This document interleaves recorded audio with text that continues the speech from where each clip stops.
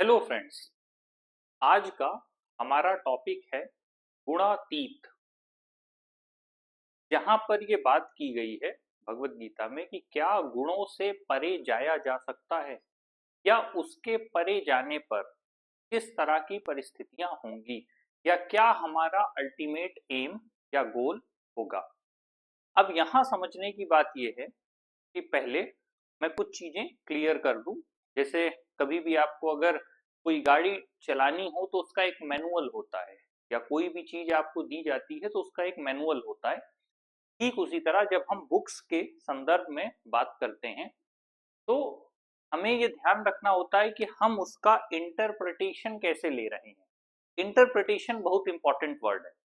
अगर किसी भी लिपि को, मान लीजिए अगर हम बात करते हैं इतिहास के संदर्भ में, अगर हम बात कर रहे हैं तो इतिहास के संदर्भ में भी जब हम देखते हैं पुरानी जो लिपियां हैं उनको जब हम पढ़ने की कोशिश करते हैं तो अगर उनका इंटरप्रिटेशन ही गलत हो गया तो जो बात वो कहना चाह रहे हैं, जो अर्थ आना चाहिए वो अर्थ नहीं आएगा और हम उसका कुछ और अर्थ लगा बैठेंगे। ठीक उसी तरह हमारे दैनिक जीवन के कुछ कार्य होते हैं, अगर उसमें भी हमने कुछ गलत अर्थ लगा लिया तो पॉसिबिलिटीज है कि जो भी हम एज्यूम करेंगे और फिर जो उससे कंक्लूजन ड्रॉ करेंगे वो गलत होगा, क्योंकि कोई भी एजम्पशन किसी डेटा पर बेस्ड होता है। तो वो डेटा का कलेक्शन मेथड क्या है ये जानना बहुत जरूरी है। अगर डेटा का कलेक्शन मेथड गलत है तो उससे जो भी कंक्लूजन ड्रॉ होगा वो हमेशा गलत होगा। तो ये पहली चीज समझने वाली है। फिर आते हैं इंटरप्रिटेशन को लेकर के। डिफरेंट बुक्स हैं और मेरा व्यक्तिगत तौर पर यह मानना है एज अ टीचर, अगर मैं कुछ पढ़ा रहा हूं या कुछ सिखाने की कोशिश कर रहा हूं तो वो मेरे सिर्फ अपने ज्ञान पर आधारित है और ज्ञान की हमेशा सीमाएं होती। किसी एक पुस्तक को अलग अलग धर्म गुरु हो सकते हैं, आध्यात्मिक गुरु हो सकते हैं या अलग अलग विद्यालय हो सकते हैं, अलग अलग जगहों पर लोगों ने इस किताब को पढ़ाया होगा, इसके अंश को बताया होगा। ऐसे में हम ये नहीं कह सकते कि जो मैं बता रहा हूं वो पूरी तरह सही है। अंततः हर एक का उद्देश्य आखिरी यही होगा, वो होगा जन कल्याण, विश्व का कल्याण, व्यक्तिगत कल्याण। लेकिन इंटरप्रिटेशन दो तरह से होते हैं। अगर हम किसी भी बुक को लेते हैं, वो चाहे उपनिषद हो, पुराण हो या कुछ भी हो, कोई भी किताब हो, वो राजनैतिक हो, सामाजिक हो या किसी भी संदर्भ की बुक हो, तो उसको इंटरप्रेट करने में एक एस्पेक्ट होता है जो थ्योरेटिकल होता है, एक एस्पेक्ट होता है जो प्रैक्टिकल होता है, जिसे हम डे टू डे लाइफ में लेकर के चलते हैं। ज्यादातर में हम थ्योरेटिकल एस्पेक्ट पढ़ाते हैं जिससे लोग अपने अपर सरफेस या मतलब जो वो सोच रहे हैं दैनिक जीवन में उससे ऊपर उठकर किसी लौकिकता से प्रभावित हों और उससे कनेक्ट होने की कोशिश करें। क्योंकि जीवन का मूल उद्देश्य ही यही है कि अगर हम नीचे को जाएंगे तो अपने आप जाएंगे और अगर ऊपर को जाएंगे तो ऊपर जाने के लिए हमको मेहनत करना पड़ेगा। तो वो जो पुश है, वो पुश करने के लिए समाज में ही गुरु होते हैं, समाज में टीचर्स होते हैं, ऐसे लोग जो आपको अंधकार से प्रकाश की ओर लेकर के जाने की कोशिश करते हैं। ऐसे में मैं ये कहूंगा कि जितने भी गुरु हैं या लोग हैं या जिन भी लोगों के समक्ष ये बात जाएगी, उसे आपस में एक दूसरे से विरोधाभास में लेने की बजाय उस चीज को समझने का प्रयत्न करें, क्योंकि यहाँ कोई प्रतिस्पर्धा नहीं हो रही है। मेरे हिसाब से अगर किसी दूसरे व्यक्ति ने मुझे इसी बात का एक दूसरा इंटरप्रिटेशन बताया तो मैं उसे भी सुनने में सक्षम हूं और ये मानकर चलता हूं कि एक हद तक वो सही ही होगा। तो कभी भी किसी भी जो भी इसको सुनेंगे हो सकता है और लोगों से वो और अलग अलग तरह की व्याख्या को सुनेंगे।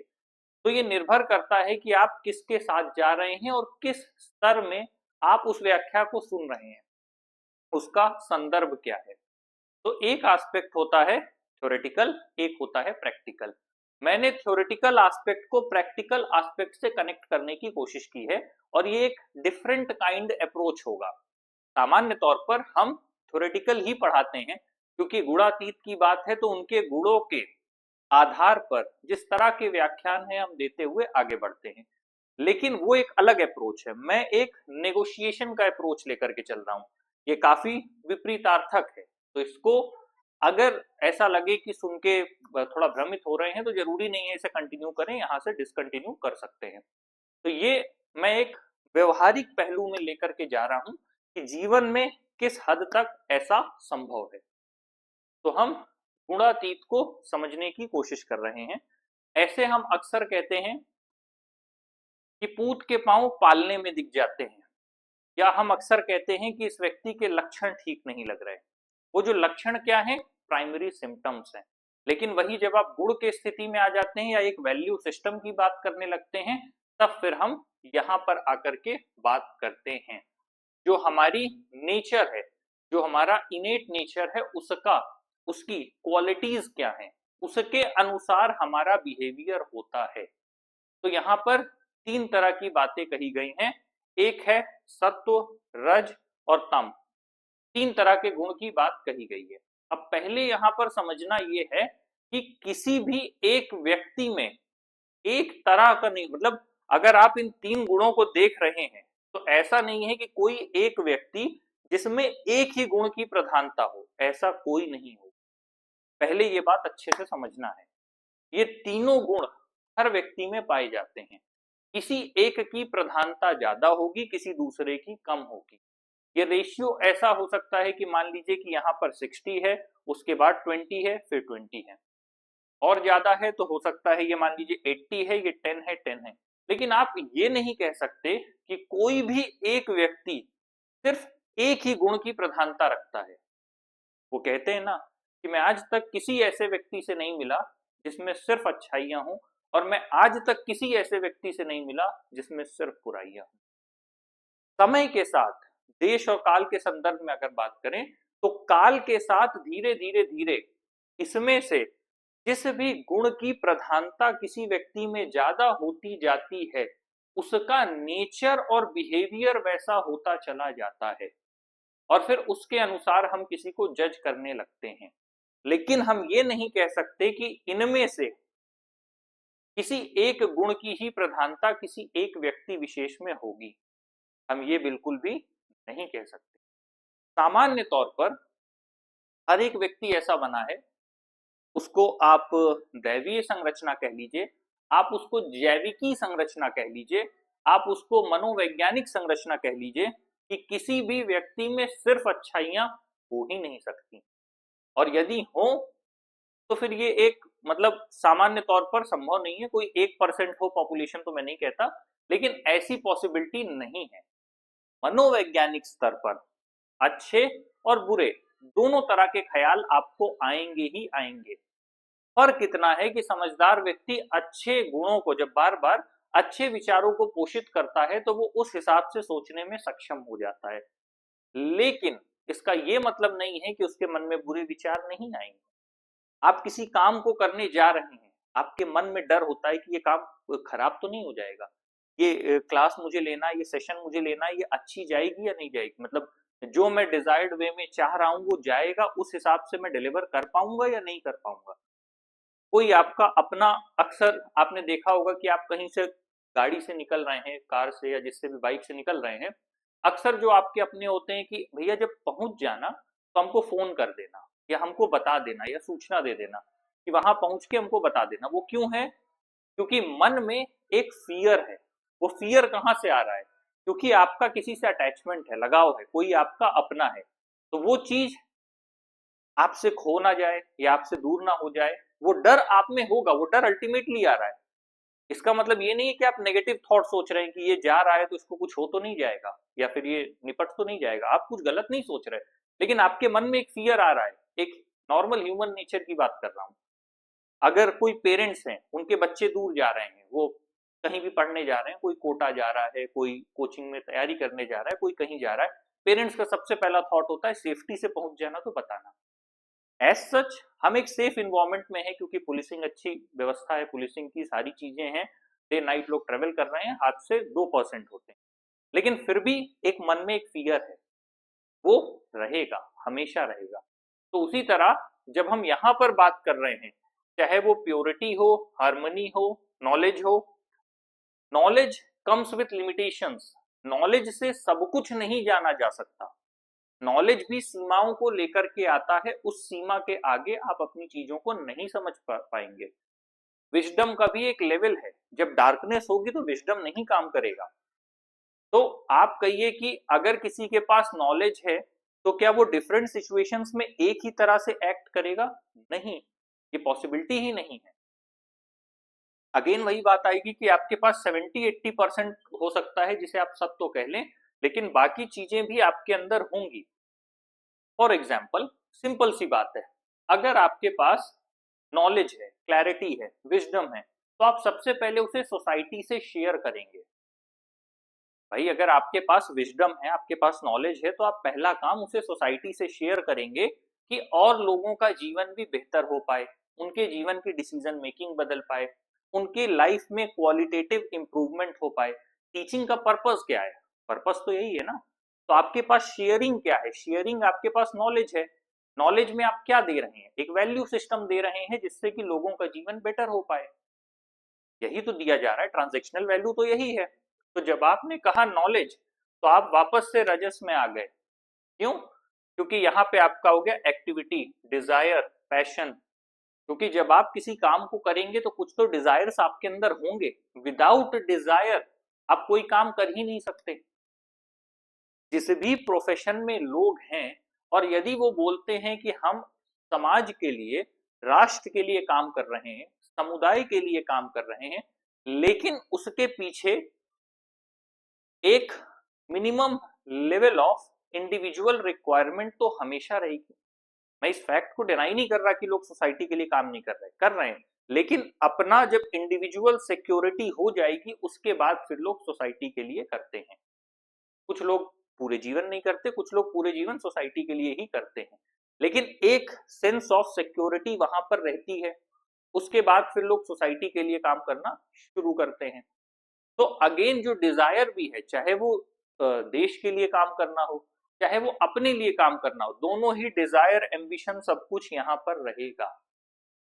अब सवाल आता है कि क्या कोई व्यक्ति तमस से मुक्त हो सकता है? यहां पर ध्यान दीजिएगा, इनर्शिया, इग्नोरेंस, डार्कनेस। क्या लाइफ में डार्कनेस बिल्कुल भी नहीं है? क्या इग्नोरेंस बिल्कुल भी नहीं है? क्या किसी का जीवन ऐसा हो सकता है कि उसमें इग्नोरेंस हो ही ना, उसके हर एक डिसीजन एकदम परफेक्ट हो? नहीं, ये नहीं हो सकता।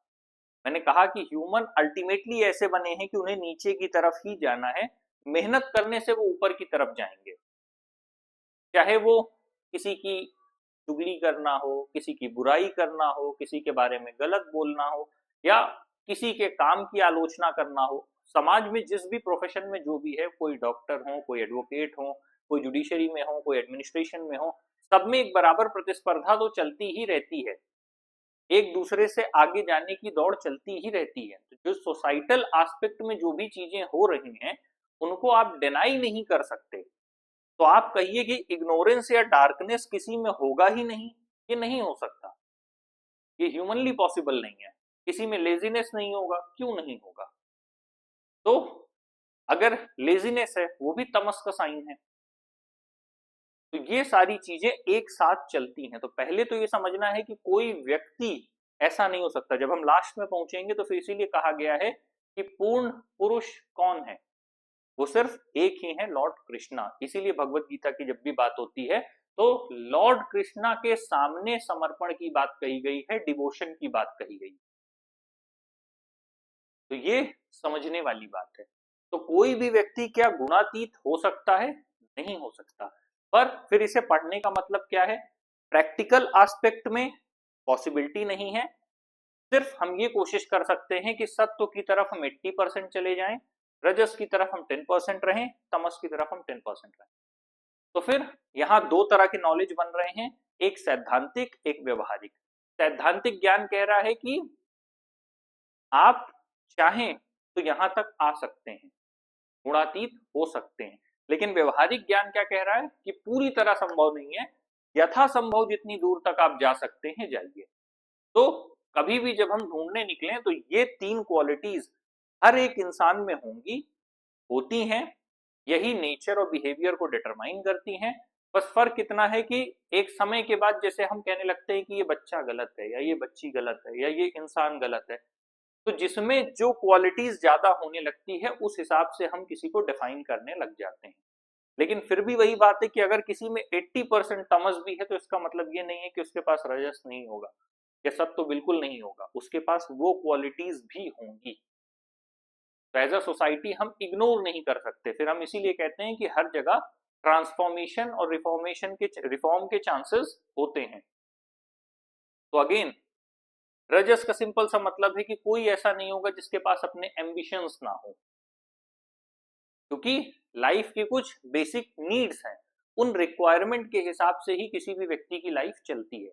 अगर किसी के पास अपनी नीड्स है, जिसे आप बेसिक नीड्स कह सकते हैं, रोटी कपड़ा मकान, ये फुलफिल हो गई, तो उसके अलावा जो भी उसके क्राइटेरिया होंगे उन्हें फुलफिल करना है, तो अल्टीमेटली किसी भी काम को करने के लिए डिजायर चाहिए।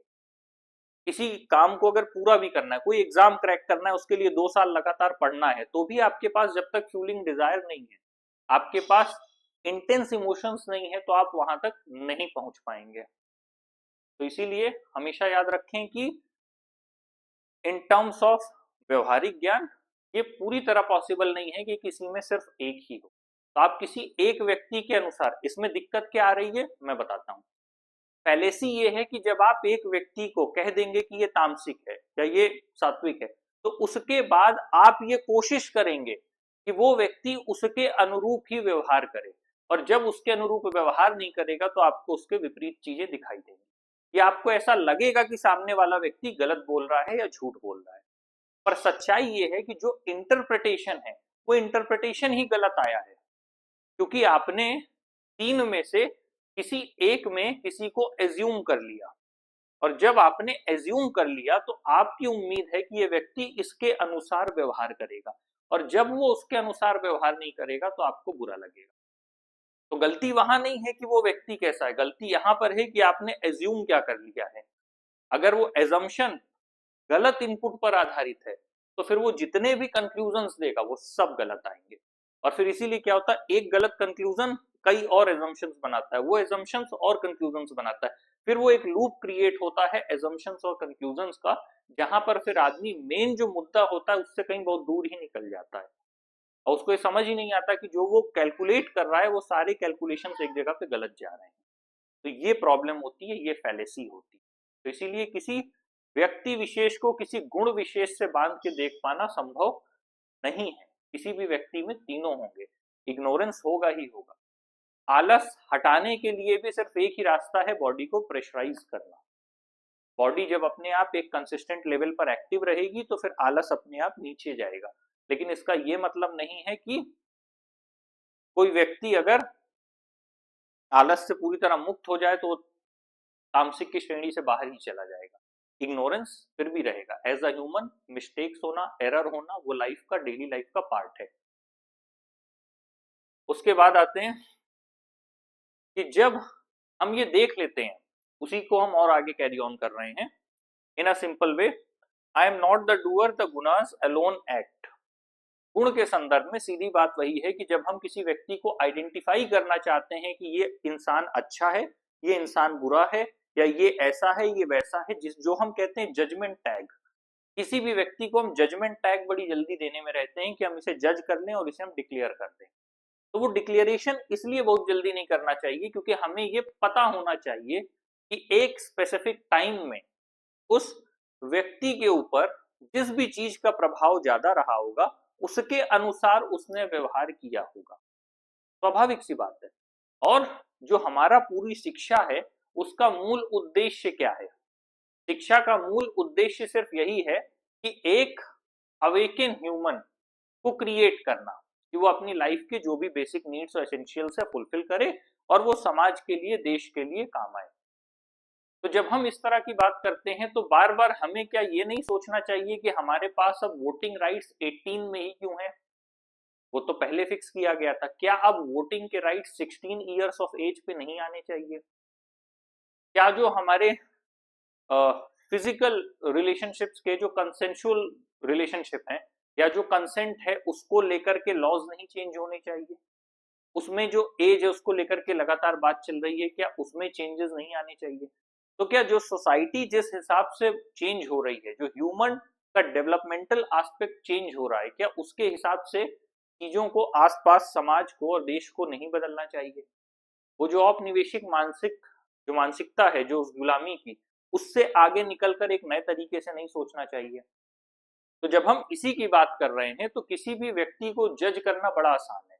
अगर कोई व्यक्ति 30-40 साल की उम्र के हैं या और आगे की उम्र है, तो जितना ज्यादा व्यक्ति ऊपर की तरफ जाता है उसमें परिपक्वता, स्थिरता और संतुलन आता चला जाता है। तो ये बहुत आसान है एक 15 साल के बच्चे या 20 साल के बच्चे या बच्ची को देख करके ऑब्जर्व करना और किसी तरह के जजमेंट्स पास करना।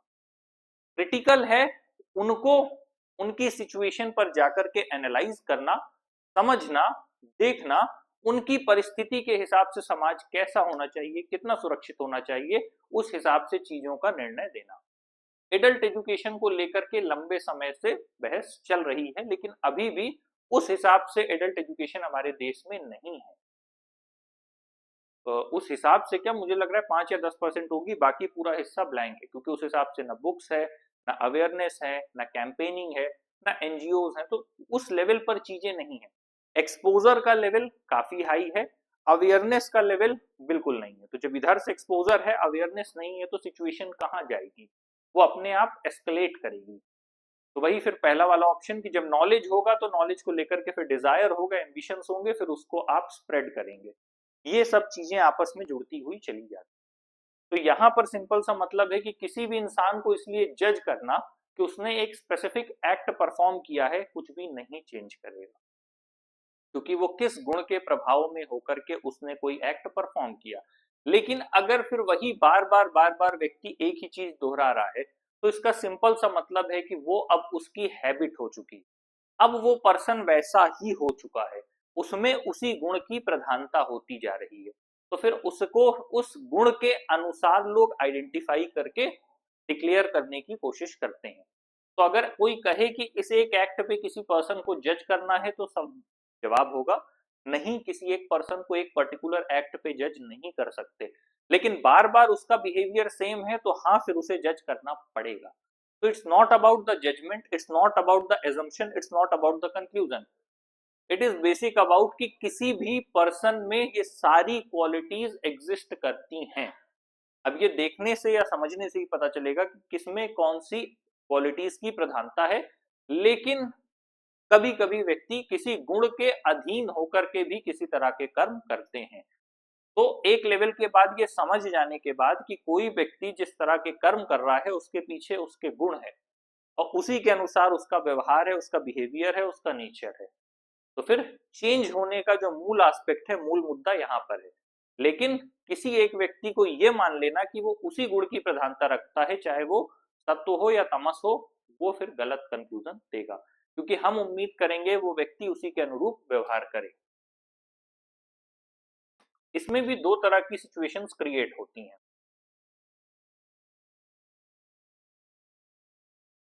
जब हम बात करते हैं कि अब अभी तक बात थी कि उन 3 गुणों को समझने की बात थी कि ये 3 गुण कैसे काम करते हैं।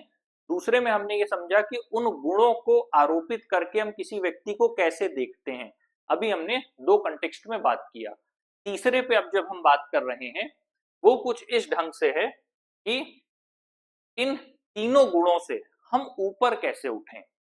अब यहां पर भी 2 तरह के एस्पेक्ट्स आएंगे, एक आएगा सैद्धांतिक, एक आएगा व्यवहारिक। जब हम सैद्धांतिक की बात करेंगे तो हम इस ढंग से बात करेंगे कि जो भी व्यक्ति इन तीनों गुणों से ऊपर उठ जाएगा, वो जन्म, मृत्यु, बुढ़ापे और जो भी सफरिंग है, जो भी पेन है, जो भी लॉस है, उससे ऊपर उठ जाएगा। सैद्धांतिक तरीकों से अगर हम बात करें कि जो भी व्यक्ति इन तीनों गुणों से परे चला जाएगा, तो वो इन सब चीजों से मुक्ति पा जाएगा, इसका कहने का ये अर्थ है।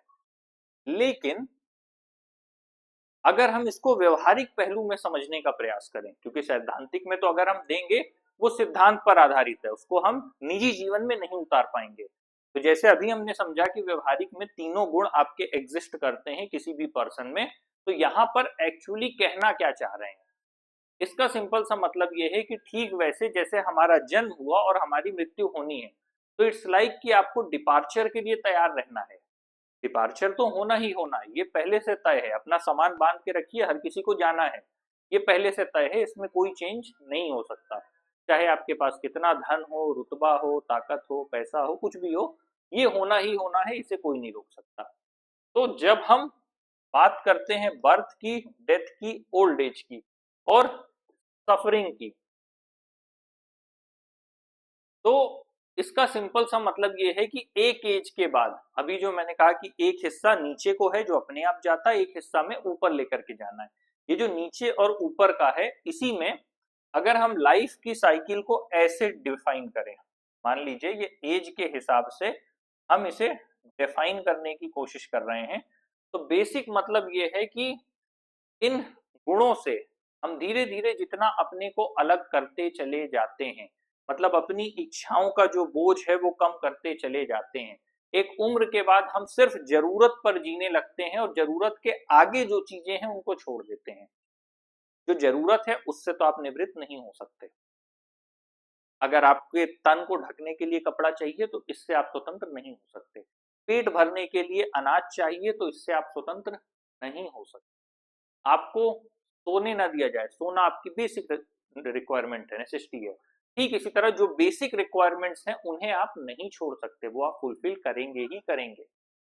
भाई अब वही बात है कि अगर एक व्यक्ति को खाने को मिल रहा है तो वो गलत नहीं करेगा, और अगर उसे खाने को नहीं मिल रहा है तो फिर वो गलत भी करेगा। कई जगह जब हिंसा की स्थिति देखने को मिलेगा, आज गाजा जैसी जगहों पे क्या स्थिति है कि यहाँ से एड भेजा जाता है अलग अलग देशों से कि वहां के लोगों को खाने पीने का सामान मिल पाए, और ना मिलने की स्थिति में लोग एक दूसरे से छीनने को आतुर हो जाते हैं। तो बेसिकली जब आपकी बेसिक नेसेसिटीज फुलफिल हो जाएं, उसके बाद की स्थिति पे आप अपनी पकड़ ढीली कर सकते हैं कि अगर मिल भी गया तो अच्छी बात, नहीं भी मिला तो कोई नुकसान नहीं। तो फिर जब जीने का ये तरीका है, लेकिन अगर आप किसी से उम्मीद करें कि वो बेसिक्स में ये सोचेगा तो ऐसा संभव नहीं है। जब तक व्यक्ति की दैनिक जरूरतें पूरी नहीं है वो उस ढंग से व्यवहार नहीं कर सकता। जिसके पास मान लीजिए पता है कि उसकी बेसिक नेसेसिटीज फुलफिल हैं, उसके ऊपर अगर वो कहीं बिजनेस कर रहा है, डील कर रहा है, फिर चाहे उसे नुकसान हो या फायदा हो, इन बोथ कंडीशंस वो अपने को एक स्टेबल लेवल पर लेकर के चल रहा है। और जब हम इसकी बात करते हैं कि such a person attains the state of immortality, तो क्या कोई व्यक्ति अमर हो जाएगा? नहीं, कोई व्यक्ति अमर नहीं होगा। क्या किसी को बुढ़ापे के दर्द से छुटकारा मिल जाएगा? नहीं होगा। बुढ़ापे में शरीर का दर्द होना एक सामान्य बात है, और वो दर्द आपके जीवन के साथ रहेगा। आगे हम समझेंगे कि पेन और सफरिंग, पेन में और सफरिंग में क्या डिफरेंस है, तो वो हम अभी आगे समझ लेंगे। तो उससे किसी को छुटकारा नहीं मिल सकता कि आपने पता चला कि अगर आपने कहा कि ये मेरे 3 गुण हैं, मैंने तीनों गुणों को, पहले तो गुण त्यागना संभव नहीं, मैंने तीनों गुणों को त्याग दिया या मैं उसके ऊपर चला गया, अब मेरे को इमॉर्टेलिटी मिल जाएगी या मैं कोई स्पिरिचुअल हाईएस्ट गोल अचीव कर लूंगा। ऐसा बिल्कुल भी नहीं होगा। बस फर्क इतना पड़ेगा कि जब आप इन 3 गुणों को समझ जाएंगे तो आप धीरे धीरे अपनी लाइफ की संरचना बढ़ते हुई उम्र के साथ ऐसे लेकर के चले जाएंगे। जब ये एज के साथ ऐसे जाएगा तो आपको बेसिक जो लेवल है उनकी वजह से ज्यादा परेशानी नहीं होगी। आपको फर्क पड़ेगा, जब आपका लॉस होगा तब भी फर्क होगा, लेकिन एक लेवल पर आप उस पेन को कंट्रोल करने में सक्षम हो जाएंगे, क्योंकि आपने उससे धीरे धीरे अपने जो भी अटैचमेंट्स थे वो खत्म कर लिए हैं। तो ऐसा नहीं है कि आप बर्थ से बाहर चले जाएंगे, डेथ से बाहर चले जाएंगे, ओल्ड एज से बाहर चले जाएंगे, ऐसा नहीं है। जब आप ओल्ड एज में जाएंगे तो वो जो प्रॉब्लम्स हैं वो आप ही को डील करनी होगी, वो प्रॉब्लम्स कोई और नहीं डील कर पाएगा। ये समझने वाली बात है। तो अगर सैद्धांतिक वे में मैं किसी को पढ़ा दूं कि जैसे ही कोई व्यक्ति गुणातीत हो जाएगा वो अमर हो जाएगा, उसे ये मिल जाएगा, अब इस स्तर पे तो किसी को मैं कुछ भी बता सकता हूं, पर इन रियलिटी उनको कुछ भी नहीं मिलेगा, ऐसे कुछ भी नहीं मिलता है। व्यवहारिक पहलू में जब आप बात करेंगे तो जीवन जीने के स्तर पर जब बुढ़ापा आएगा तो हाथ और घुटना तो अपना ही दर्द करेगा। इससे नहीं फर्क पड़ेगा कि आपने कितनी आध्यात्मिक किताबें पढ़ी हैं, कितनी धार्मिक ग्रंथ पढ़े हैं, वो तो लाइफ का एक पार्ट है। आपको बॉडी मिली है तो वो बॉडी डिकम्पोज ही होगी, वो बॉडी मिली ही है नीचे को आने को। और पहले के भी कुछ सेशंस में कहा है, यहाँ पर बॉडी का मिसयूज जितना ज्यादा होगा इन एनी वे, चाहे वो सब्सटेंस अब्यूज हो, या फिर कई बार आप देखेंगे जो लोग कथक करते हैं, या कई बार आप देखेंगे जो स्पोर्ट्स प्लेयर हैं, उनको अपने 30s और 40s में पेन ज्यादा फील होता है, क्योंकि उनकी बॉडीज में इंजरीज होती हैं, क्योंकि उनका जो पूरा काम था वो अपने शरीर पर निर्भर कर रहा था, और जितनी बॉडी में इंजरीज हैं वो सब बाद में एक क्रिटिकल पेन बन के वापस आती हैं। तो जिस भी चीज का आप यूटिलाइजेशन ज्यादा करेंगे उसका इम्पैक्ट तो आना ही आना है। तो इसका व्यवहारिक पहलू ये है कि आपको पता चल गया 3 गुण ये हैं, इन गुणों से अब आप धीरे धीरे दूरी बना रहे हैं, अपने आप को भगवत भाव के हिसाब से, कि मैं ईश्वर को ध्यान में रख के या साक्षी मान के कोशिश ये करूंगा कि मेरे कर्म खराब ना हो, मैं गलत दिशा में ना जाऊं और गलत निर्णय अपने जीवन में ना लूं, और उसके साथ में धीरे धीरे आगे बढ़ते हुए चला जाऊं। तो यहाँ पर जब भी बात हो रही है बर्थ से, डेथ से, ओल्ड एज से या सफरिंग से फ्री हो जाना, इसका बेसिक सा मतलब ये है कि अब आपने तीनों गुण समझ लिए हैं और उसके अनुसार अपना जो व्यवहार है वो परिवर्तित करना अब आप सीख गए हैं, बस इतना मतलब है। सैद्धांतिक वे में तो आपको कोई अमर भी बता सकता है, अलग अलग इंटरप्रिटेशन, इसीलिए मैंने कहा था कि मैं यहाँ गुरुओं के बीच के संघर्ष के लिए बिल्कुल भी उत्तरदायी नहीं हूं, और ना मैं कोई ऐसा एक्सप्लेनेशन प्रोवाइड कर रहा हूं जो किसी की बात को कंट्राडिक्ट करता हो। मैं सिर्फ एक समझ विकसित करने के लिए अपनी बात रख रहा हूं कि गुणातीत को हम ऐसे देखेंगे, व्यवहारिक जीवन में जब हम ऐसे समझेंगे तो हमें चीजें गहराई से समझ में आएंगी। तो ये हमारा पहलू था, तीसरे लेवल पे हमने समझ लिया कि इमॉर्टेलिटी का बेसिकली क्या मतलब है। सैद्धांतिक वे में इसको कोई आपको अमर बता सकता है, पर व्यवहारिक पहलू में ये सारी चीजें आपके साथ रहेंगी। अगर इसके साथ गुणों के बाहर आकर, मतलब थोड़ा गुणों को अगर आप समझ लें, उसके अनुसार व्यवहार करें, तो जीवन थोड़ा बेहतर हो जाएगा और जो तकलीफें जीवन में आनी है वो कम हो जाएंगी। अब आगे देखते हैं। यहां पर अर्जुन सवाल पूछ रहे हैं। सवाल किससे? श्री कृष्ण से पूछ रहे हैं कि हम कैसे रिकॉग्नाइज करें कि कोई व्यक्ति अपने गुण से बियॉन्ड चले गए। स्वाभाविक सी बात है, अभी मैंने वही कहा कि किसी भी व्यक्ति को कह देना कि गुणातीत है, वास्तविकता में ऐसा नहीं होता है। सिर्फ श्री कृष्ण ही थे जिनको पूर्ण पुरुष कहा गया, और श्री कृष्ण जैसे मतलब वो भगवान है, इसीलिए कहा गया कि फिर आखिरी में जब हम पढ़ेंगे भगवान के सामने डिवोशन, आपको ऐसे भी लोग मिलेंगे कि वो भगवत गीता लेकर के तो चल रहे हैं, लेकिन वो श्री कृष्ण के सामने भक्ति के लिए झुकने को तैयार नहीं है।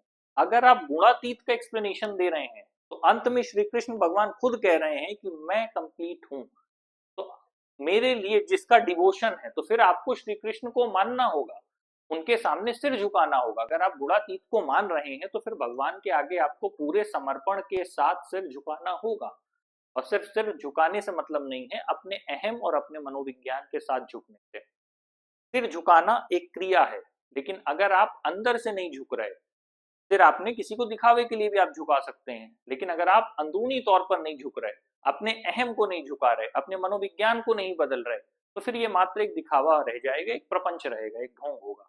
तो ये डिफरेंस होता है जब हम डिवोशन के टर्म्स में बात करते हैं। आगे कहा है what are his qualities, how does he behave, and how does one actually rise above the gunas. क्योंकि हम ऊपर की बातें तो पकड़ लेते हैं, हम क्या कहते हैं, हम अर्जुन हैं, हम ये देखेंगे कैसे बिहेव कर रहे हैं, क्या क्वालिटीज है, उससे जान जाएंगे। अगेन सेम लूप, गलत एजम्पशन और उससे गलत कंक्लूजन।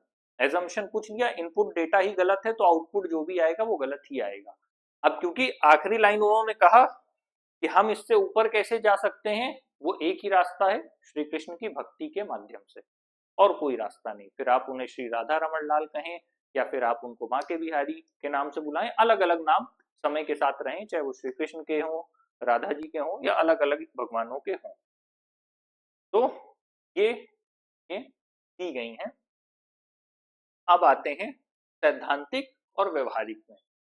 अगर सैद्धांतिक तौर पर बात करें तो वो व्यक्ति जो अपने सुख दुख से परे हो गया है, उसे अब फर्क नहीं पड़ता जीवन में किसी भी तरह की घटनाएं घटित हों।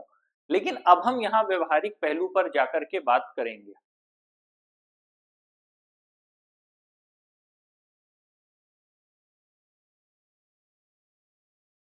जब हम व्यवहारिक पहलू पर बात करेंगे तो उसे इस ढंग से हमें देखना होगा।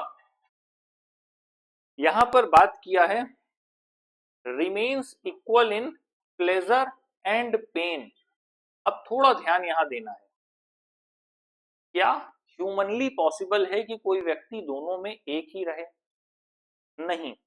प्लेजर गेन किसी भी तरह का हो, चाहे वो अपनी किसी डिग्री को पाने का हो, चाहे अपनी पढ़ाई में बेहतर होने का हो, चाहे किसी अचीवमेंट का हो, तो लगातार हर व्यक्ति किसी चीज के पीछे जा रहा है, उसकी वजह से उसे प्लेजर ही गेन होगा। वो कुछ भी हो सकता है, अपने किसी एक निश्चित उद्देश्य की प्राप्ति, उसके पीछे कोई व्यक्ति जा रहा है तो प्लेजर अल्टीमेटली होगा। आप डिफरेंट जगह से जाएंगे, अब सिंपल सी बात है, आपको भगवान ने सेंसेस दिए हैं, तो अगर आप अलग अलग जगह लेकर के आपको जाया जाए तो वो प्लेजर अल्टीमेटली आएगा। प्लेजर तो आउटपुट है, इनपुट जो आपका रडार है, जो सिग्नल है, वो जब अलग अलग जाएगा तो वो अलग अलग फ्रीक्वेंसी को तो पकड़ेगा ही। सिंपल वे में अगर कोई व्यक्ति अगर किसी एक मॉल में भी जा रहा है तो वहां जाके वो थोड़ा अच्छा फील करने लगता है, या किसी वैसी जगह जा रहा है, या फिर अगर कोई अस्पताल ही जा रहा है, शमशान घाट जा रहा है, अलग अलग जगहों पर वो जो वाइब्रेशंस फील हो रही हैं, जो फ्रीक्वेंसी आ रही है, वो कैसे आ रही है? क्योंकि ये जो सेंसेस हैं वो रडार का काम कर रहे हैं, इसीलिए व्यक्ति अलग अलग जगहों पर जाता है। नहीं तो वो एक ही जगह रह सकता था, कहीं ट्रिप पर जाने, भगवान के पास जाने, भक्ति की जगह जाने, या मंदिर जाने में भी क्या है, यही है ना कि हम अपने से ऊपर से जुड़ना चाहते हैं, बस सिंपल सी बात है। अब आते हैं पेन। पेन में दो तरह की चीजें आ जाती है, हिंदी में बात करते हैं दर्द और दुख। ये दो अलग चीजें हैं, ये एक नहीं है, कभी भी इन्हें एक नहीं समझना है। जब हम दर्द की बात करते हैं तो जो हमें फिजिकल पेन हो रहा है, आप कहिए कि कोई व्यक्ति गुणातीत है, अभी उसका एक्सीडेंट हो गया, अब एक्सीडेंट होने के बाद उसे चोट लगी, अब चोट लगने के बाद यहाँ उसका पूरा ब्लीडिंग हो रहा है, पूरा हाथ छिला हुआ है, तो क्या उसे पेन नहीं होगा? पेन तो होगा, फिर वो गुणातीत कैसे हो गया? तो ये व्यवहारिक पहलू में आकर के हम बात करते हैं। सैद्धांतिक पक्ष में कहना बहुत आसान है, ये एक हद तक सिखाने के लिए बताया गया है कि चाहे जीवन में प्लेजर हो चाहे पेन हो, अपने को दोनों में इक्विवेलेंट रखना है, दोनों में बराबर रखना है। बट इन रियलिटी जब आप किसी चीज से टकराएंगे, आपको चोट लगेगी, तो आपको उस चीज से दर्द होगा ही होगा। अब दुख, दुख साइकोलॉजिकल एस्पेक्ट है, दर्द फिजिकल एस्पेक्ट है, दोनों में ये डिफरेंस आ जाता है, एक फिजिकल एस्पेक्ट है, एक साइकोलॉजिकल एस्पेक्ट है। तो जब साइकोलॉजिकल एस्पेक्ट की बात की जाती है तो वो किसी तरह का पेन है, हो सकता है आपकी उम्र हो 50 ईयर्स ओल्ड, आपकी लाइफ में कुछ भी बुरा हुआ हो। कई बार ऐसे लोग हैं जो अपने बच्चे खो देते हैं, उनके साथ जीवन में कुछ हैपनिंग हो जाती है, ऑल ऑफ सडन उन्होंने किसी दूसरे के बच्चे को देखा और उनको अपना बच्चा याद आ गया। ये क्या है? मेमोरी, रिफ्लेक्शन लगातार काम करता है हम सबके जीवन में। तो अचानक से आपको याद आया एंड ऑल ऑफ सडन आप अपनी किसी पुरानी मेमोरी में ट्रिगर हो गए, और चाहे आपकी आंखों से आंसू आया या फिर कुछ भी हुआ, या आपने बच्चे को याद किया, आप दुखी हुए, तो ये जो अचानक से जो दुख वापस आया, दुख हमारे साथ ऐसे काम करता है, ये हमारे थॉट्स हैं, ये हमारे इमोशंस हैं।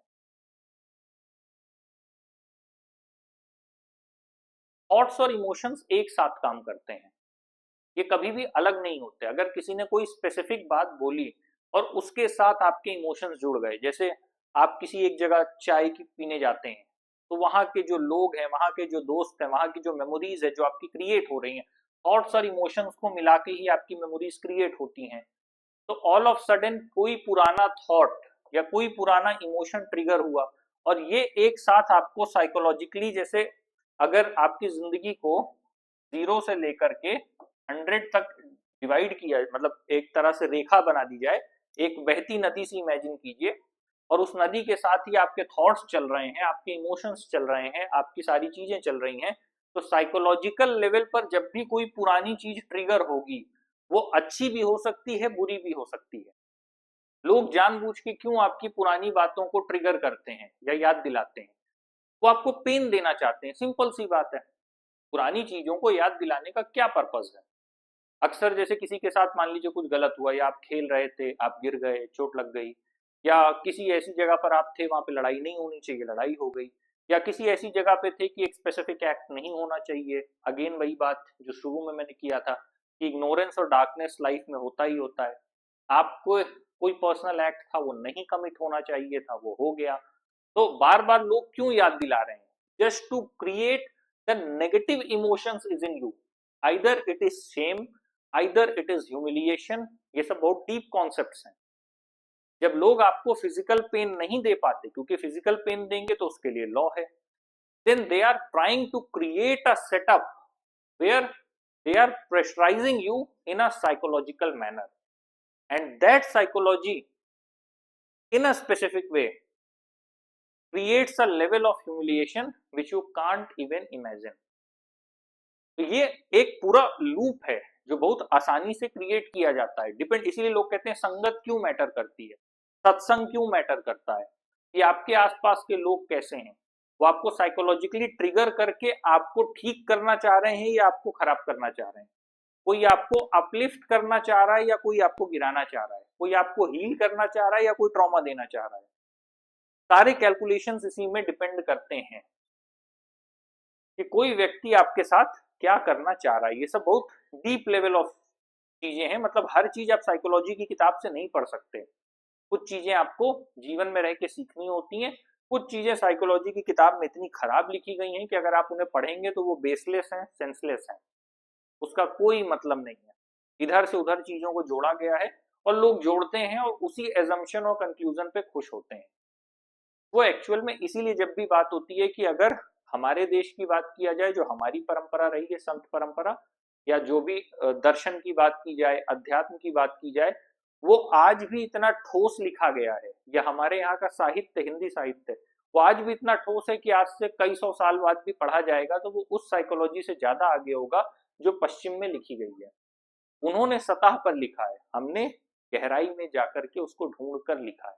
ये दोनों में फर्क है, जमीन और आसमान। यही संत परंपरा इसीलिए कहा गया। तो जब ये थॉट्स है, इमोशंस है, साइकोलॉजी है, ये एक साथ चल रही है, तो अगर आप बात करें ये सारी चीजें एक साथ ट्रिगर होंगी ही होंगी। तो क्या कोई व्यक्ति सफरिंग से बच सकता है? नहीं बच सकता, पॉसिबिलिटी ही नहीं है। हाँ, इससे बचने का सिर्फ एक तरीका है कि कोई आदमी पुरानी चीज ट्रिगर कर रहा है, आप अपने को प्रेजेंट में ले आए। तो लेकिन क्या वो इम्पैक्ट नहीं आएगा? ये ठीक ऐसी बात है कि मान लीजिए ये है, मेरा हाथ है, और कोई तेजी से आके कोई चीज इससे टकराई, तो यहाँ पर घाव तो अपने आप होगा ही। वो एक अलग बात है कि फिर आप हाथ बंद कर लेंगे और अपने पेन को रेजिलियंस के कारण या धीरे धीरे आप सोख लेंगे, उसके आगे निकल जाएंगे, but it will create impact, sudden impact. Impact नहीं कहीं जाएगा। ये दोनों में अंतर समझना होगा। किसी ने आपकी तरफ कुछ बोला या किसी ने आपको गाली दी, ऐसा नहीं होगा कि आपको तुरंत, कुछ लोग होंगे तुरंत रेस्पॉन्ड कर देंगे, पलट के गाली दे देंगे, कुछ लोग होंगे देते ही देखेंगे 2 मिनट 4 मिनट फिर चले जाएंगे, कुछ लोग सुनेंगे लेकिन ऐसा दिखाएंगे हमने सुना नहीं। एक्चुअल में इम्पैक्ट उन्हें भी हुआ, तीनों को इम्पैक्ट हुआ। एक ने इंपल्सिव होकर रिएक्शन दे दिया, एक ने उसको ग्रैस्प किया लेकिन जवाब नहीं दिया, और तीसरे वाले ने भी इम्पैक्ट को झेला लेकिन उस इम्पैक्ट के बाद उसने रेस्पॉन्ड नहीं किया। लेकिन ऐसा नहीं है कि उससे डैमेज नहीं क्रिएट होगा, डैमेज क्रिएट हुआ लेकिन उसने उस लेवल पर तुरंत रेस्पॉन्ड नहीं किया। और अगर बार बार कोई चीज किसी जगह पर इंपैक्ट करेगी तो फिर वो अल्टीमेटली एक घाव क्रिएट कर देगा। ये साइकोलॉजी के लेवल पे वही बात है कि फिजिकल लेवल पर कुछ होगा तो उसके लिए लॉज हैं, लेकिन लोग इसीलिए क्या करते हैं, साइकोलॉजिकल लेवल पर पेन क्रिएट करते हैं, क्योंकि उसके लिए अब ये भी एक सवाल है कि साइकोलॉजिकल लेवल पर जिस तरह के पेन क्रिएट किए जाते हैं उनके लिए भी लॉज होना चाहिए। लेकिन अभी हम अपनी सोसाइटी को उतना एडवांस लेकर के नहीं जा पाए। जब हम मानवीय गरिमा की बात करते हैं तो गरिमा के साथ जीवन हो, जैसे वर्क फोर्स को लेकर के लॉस चेंज हुए, लेकिन किसी भी कार्य स्थल पर जो जीवन है, जो व्यक्तिगत जीवन है, किसी भी व्यक्ति को नौकरी सम्मान के साथ ही मिलनी चाहिए। अभी इस स्तर पे अभी हमारा देश नहीं पहुंचा।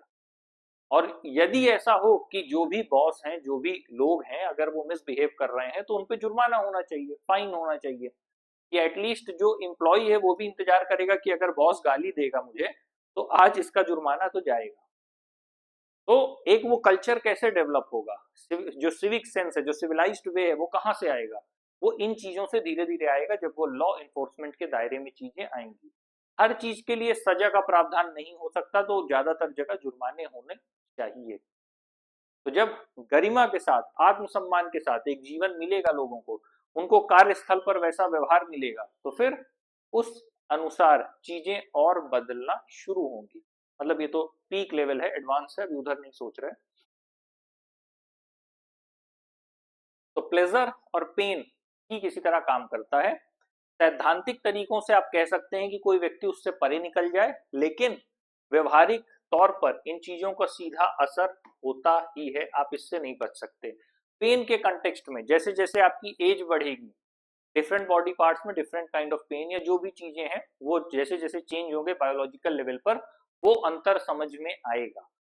कोई भी स्पिरिचुअल प्रैक्टिस कर लेने से, कोई भी किताब पढ़ लेने से, कुछ भी देख लेने से ऐसा कुछ नहीं बदल जाएगा जीवन में कि आप हर चीज को ऐसे तैरते हुए बाईपास कर लेंगे। लाइफ के जो बेसिक एलिमेंट्स और बेसिक एसेंशियल्स हैं वो चेंज नहीं होते हैं, ये समझने वाली बात है। और अगर कोई इस तरह की बात कर रहा है कि सब पूरा बेसिक ही बदल गया है, तो फिर वो आपको या तो गुमराह किया जा रहा है या गलत डायरेक्शन दिया जा रहा है।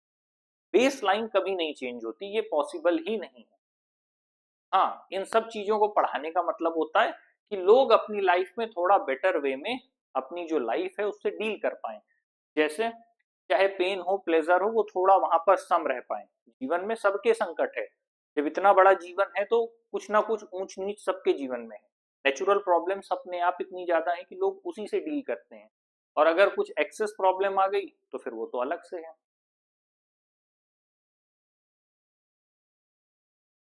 ये लिख देना कि हर चीज वैसी ही है, मतलब कि उस चीज का मूल्य आपको एक जैसा दिखे, नहीं, जैसी आपकी रिक्वायरमेंट्स हैं उस अनुसार आपके देखने का नजरिया है, और उसी के अनुसार जब आपका नजरिया बदलेगा तो उसी के अनुसार आपके चीजों की जो भी चॉइसेस होंगी वो बदलने लगेगी। किसी भी चीज से अनअफेक्टेड रहें, या फिर कोई आपकी तारीफ करे या क्रिटिसाइज करे उससे कोई फर्क ना पड़े, डुअलिटीज से डिटैच रहें। अब फिर वही बात है कि जब भी आप समाज में हैं, समाज में रहते हुए कुछ झूठ बोलना अनिवार्य हो जाता है, और कई बार आप सच बोलते भी हैं तो सामने वाला व्यक्ति समझ नहीं पाता, तो फिर आप क्या करेंगे, अंततः फिर आप उसको कोई झूठ ही थमा देते हैं। भाई जब सच बता रहे हैं तो समझ लो, नहीं समझ में आ रहा तो फिर झूठ ले लो, तो फिर वो वाली स्थिति होती है। तो समाज में रहते हुए कुछ डुअलिटीज लोगों को रखना मजबूरी हो जाती है। तो व्यवहारिक पक्ष ये है कि आप पूरी तरह से डुअलिटीज से बाहर नहीं हो सकते। फिर वही पहला वाला कॉन्सेप्ट कि अगर आपने किसी एक व्यक्ति को किसी एक गुण की प्रधानता के अधीन मान लिया है, तो फिर आपको लगेगा कि कोई दूसरा व्यक्ति किसी और तरह से व्यवहार कर रहा है। But in reality for survival in a society you have to behave in a dual way. अब अगर आप अपना काम कर रहे हैं, आपका दोस्त फोन कर रहा है कि चलो आ जाओ घूमने चलते हैं, आपका मन है वहां जाने का, लेकिन आपकी परिस्थिति और आपकी जो रिक्वायरमेंट्स है वो कह रही है कि पहले अपना काम करो, तो आप झूठ बोलेंगे, डुअलिटी क्रिएट होगी। ये मैं छोटे लेवल पे बता रहा हूं, इसी तरह फिर कई लेवल पर डुअलिटीज क्रिएट होती चली जाती हैं। अगेन, क्या क्रिटिसिज्म से फर्क नहीं पड़ता, या अक्सर कहा जाता है कि सम्मान हो अपमान हो सम रहिए, वो बात सही है, लेकिन हम थोड़ा समझते हैं कि फर्क क्या पड़ता है। सम्मान और अपमान साइकोलॉजिकल लेवल पर चेंजेस क्रिएट करते हैं। वो एक अलग बात है कि फिर एक लेवल के बाद सोसाइटी से लोग डील करते करते इतनी आदत हो जाती है कि फर्क ज्यादा नहीं पड़ता। बट इन मिनिस्क्यूल वे या माइन्यूट वे में बात करें तो जो तारीफ है या बुराई है या फिर मान है या अपमान है, ये साइकोलॉजिकल लेवल पर लोगों को इम्पैक्ट करता है। इसीलिए वरना डिफेमेशन जैसे कानून नहीं होते, क्योंकि लोगों को पता है कि सबसे पहले जब वो आपका कुछ नहीं कर पाते तो वो आपकी इज्जत से, मान से, सम्मान से, प्रतिष्ठा से खेलना शुरू करते हैं। और वो क्यों करते हैं? क्योंकि इन रियलिटी उन्हें पता होता है कि वो आपके नाम से खेलेंगे तो उससे कहीं ना कहीं आप प्रभावित होंगे, और इसीलिए वो आपके नाम सम्मान से खेल रहे हैं। माता पिता अपने बच्चों को लेकर सबसे ज्यादा चिंतित रहते हैं। क्यों चिंतित रहते हैं? उसका यही एक कारण है, क्योंकि उन्हें पता होता है कि बच्चा कुछ भी करेगा, सोसाइटी एक ट्रैप है और सबसे पहले लोग उन्हीं का नाम खराब करेंगे। तो ये सारी जो चीजें हैं वो एक ह्यूमन से जुड़ी हुई हैं, कहने को मैं कह सकता हूं कि इसका किसी चीज का कोई फर्क नहीं, एक लाइन में मैं बोल सकता हूं, वो सैद्धांतिक पहलू है। ये हमें सिखाया क्यों जाता है? ताकि जब हमारे जीवन में ऊंच नीच आए, जब समाज एक खराब व्यवहार करे, या जब आप किसी स्कूल में हो, किसी संस्थान में हो, किसी जगह पर हो, किसी भी जगह आपके साथ गलत हो, तो आप खुद को तैयार रख पाए कि इन सारी परिस्थितियों के होने के बावजूद भी मैं सरवाइव कर लूंगा या मैं सरवाइव कर लूंगी। तो ये बेसिकली समझाने का सिर्फ और सिर्फ यही मतलब है कि मान हो, सम्मान हो, अपमान हो, कुछ भी हो, आप सम रहिए। तो वो समझाने का मतलब है कि आप अपनी लाइफ को बेटर नेविगेट कर पाए, इसीलिए बताया गया है। लेकिन इन रियलिटी क्या फर्क नहीं पड़ता? अगेन इम्पैक्ट होता है, डिपेंड करता है कि फिर किस व्यक्ति ने खुद को कैसे ट्रेन करके रखा है और वो वैसी सिचुएशन से कैसे बाहर निकल के आ जाता है, तो इससे फर्क पड़ता है। अगेन वही बात कि हमारा व्यवहार सबसे एक जैसा रहना चाहिए, क्या ये पॉसिबल है? नहीं पॉसिबल। क्यों नहीं पॉसिबल? क्योंकि हम सोसाइटल एस्पेक्ट में हैं। ये क्यों सिखाया गया हमें? ये इसलिए सिखाया गया, सैद्धांतिक पक्ष में ये चीज ठीक है क्योंकि घर हो, परिवार हो, समाज हो, लोग हो, सबके साथ अच्छे से व्यवहार करना चाहिए। पर सोसाइटी कैसे बनी है कि जिस व्यक्ति का आपसे काम है वो सिर्फ अपने काम के लिए आएंगे, अपना काम निकालेंगे, चले जाएंगे। बहुत कम लोग हैं जो किसी दूसरे के बारे में सोचेंगे। सोसाइटी ऐसे ही स्ट्रक्चर्ड है, या फिर हम और क्लियर शब्दों में कहें तो सोसाइटी ट्रांजैक्शनल है। आप दूसरे का काम करने में सक्षम हैं तो वो आपके लिए रुकेंगे, आप उनके लिए कुछ भी नहीं करने लायक तो वो नहीं रुकेंगे। तो डिपेंड करता है कि किस तरह की सिचुएशंस हैं। तो आप सोसाइटी में जब रह रहे हैं तो अल्टीमेटली डुअलिटी भी क्रिएट हो गई, और अल्टीमेटली बात हो गई कि फ्रेंड हो या एनिमी एक जैसा व्यवहार करें। लेकिन कहना आसान है, जब आपको पता है कि सामने वाला व्यक्ति आपका नुकसान करने वाला है तो वहां आपका बिहेवियर चेंज होगा। चेंज क्यों होगा? क्योंकि वो आपका सेल्फ डिफेंस मैकेनिज्म होगा कि आप खुद की सुरक्षा कर रहे हैं, खुद को बचाना चाह रहे हैं, इसलिए आपके लिए वो चीज जरूरी है। तो ये समझने वाली बात है।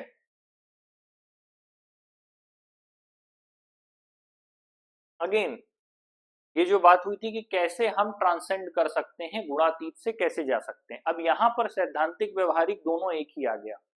इसका सिर्फ एक ही रास्ता है कि विथ डिवोशन। विथ डिवोशन क्यों कह रहा है? ये भी कह सकता था कि जाइए श्री कृष्ण के आगे सिर झुकाइए, कह सकते थे। आंतरिक स्तर पर श्रद्धा का भाव होना जरूरी है। अगर आंतरिक स्तर पर श्रद्धा का भाव भगवान के प्रति, श्री कृष्ण के प्रति नहीं है, तो जो भी आप करेंगे वो करना एक तरह से मिथ्या ही होगा। क्योंकि अगर आपका भगवान के प्रति पूरी तरह झुकाव है, लगाव है, प्रेम है, स्नेह है, तभी फिर आपके विचार, आपकी भावनाएं, आपका जो समर्पण है, जिसे पूर्ण समर्पण बोलते हैं, वो भगवान के सामने तभी संभव हो पाएगा जब आप अपनी चतुराई थोड़ा किनारे रखेंगे। इसीलिए कहा गया है कि दिमाग से सब कुछ नहीं जाना जा सकता, ईश्वर को सिर्फ भाव से समझा जा सकता है। क्यों डिवोशन वर्ड यूज कर रहे हैं बार बार? कि जब तक भगवान के प्रति वो भाव नहीं होगा, कुछ लोगों का होता है कि हम ही डिफाइन कर देंगे श्री कृष्ण कौन है। तो जब तक आप डिफाइन कर रहे हैं किसी चीज को, मान लीजिए मैं इसे डिफाइन कर रहा हूं, तो इसके आगे फिर मैं झुका नहीं हूं ना। मैं इसे मानूंगा तब तो फिर मैं कुछ समझ पाऊंगा, पर मैं इसे मान ही नहीं रहा, मैं कह रहा हूं कि मैं ही इसको डिफाइन कर दूंगा, तो हाउ इज इट पॉसिबल? तो कुछ लोगों का व्यवहार ऐसा होता है कि हम ही श्री कृष्ण को डिफाइन कर देंगे, so this is not possible in any way. आप भाव से ईश्वर को समझ सकते हैं, ईश्वर श्री कृष्ण भगवान अपनी अनुभूति से। इसीलिए फिर वहां पर ध्यान का भी महत्व दिया गया है कि भक्ति के साथ साथ ध्यान भी है, तो आप भगवान को समझने के, उनके करीब जाने के, अनुभूति के एक स्तर पर हैं। लेकिन आप फिर उसे शब्दों में लाएंगे तो आप उन्हें शब्दों में कभी नहीं ला पाएंगे। वो सिर्फ और सिर्फ एक मानसिक जुगाली होगी कि कुछ भी समझ के, कुछ भी बोल के, मतलब सिर्फ बोलना सिद्ध है, कुछ भी बोल दो, जो समझ में आए वही बोल दो। तो जब आप उस स्टेट को अटेन करना चाह रहे हैं, उस गुण से बाहर आना चाह रहे हैं, मतलब उन तीनों गुणों से परे जाके समझना चाह रहे हैं, तो वही एकमात्र रास्ता है कि श्री कृष्ण की भक्ति में लीन होइए, समय बिताइए और अपने जीवन में भगवत भाव के साथ अपने सभी कर्मों को संपादित कीजिए। तो अगर उम्मीद है ये सेशन समझ में आया होगा। यहाँ सिद्धांत और व्यवहार के बीच में एक रेखा खींची गई, वो जानबूझ के किया गया। सैद्धांतिक पहलू तो हर व्यक्ति पढ़ाता है, हर व्यक्ति ने वहां तक अलग अलग ढंग से अपनी व्याख्याएं दी है, सबकी व्याख्या मैंने नहीं सुनी है, लेकिन जो भी देखेंगे वो उस हिसाब से अपना समझ सकते हैं। पर इसका जो व्यवहारिक पहलू है वो सिर्फ इतना है कि किसी भी एक व्यक्ति को आप गुणातीत इसलिए नहीं कह सकते क्योंकि उसमें हर एक गुण की प्रधानता होती है, कोई ज्यादा है कोई कम है। और दूसरा सबसे बड़ा कंक्लूजन ये है कि किसी चीज को दिमाग से जानने की कोशिश करने की बजाय भाव से समझने की कोशिश करिए। श्री कृष्ण के आगे सिर झुकाइए, उनकी पूजा करिए, उनकी जिस भी तरह से आपका जो भी मेथड है, वो ध्यान भी हो सकता है, जरूरी नहीं है कि भक्ति के लिए आपको पूरे विधि विधान से उनकी पूजा करनी है, आप ध्यान भी कर सकते हैं। जब भगवान का ध्यान करेंगे, चिंतन करेंगे, मनन करेंगे, मन के भाव शुद्ध होना जरूरी है। फिर वही बात है कि भाव शब्द में क्यों इस्तेमाल कर रहा हूं, डिवोशन वर्ड क्यों इस्तेमाल कर रहा हूं, हरकतें सारी तमस वाली हैं और चाहिए डिवोशन का लेवल और सुप्रीम लेवल चाहिए, तो ये दो चीजें एक साथ नहीं होंगी। इस नेचर को कोई चीट नहीं कर सकता। अगर यहाँ पर हल्का सा किसी को भी कट लगेगा तो ब्लड ही आना है, ये नेचर में कोई कोई डिफरेंस नहीं है।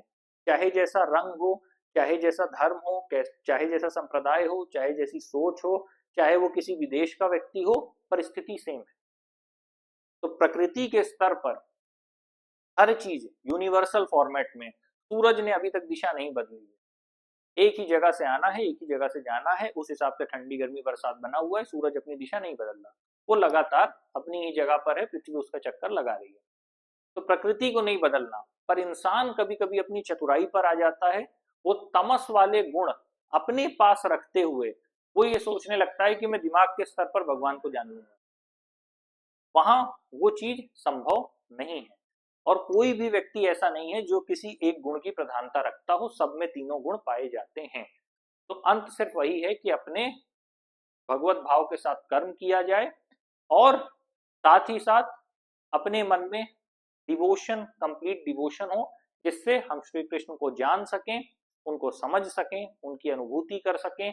वो हमारे ध्यान के माध्यम से करें, प्रार्थना के माध्यम से करें, भजन संकीर्तन के माध्यम से करें, फिर उसका माध्यम चाहे जो हो। और ये सेशन हम यहीं क्लोज कर रहे हैं।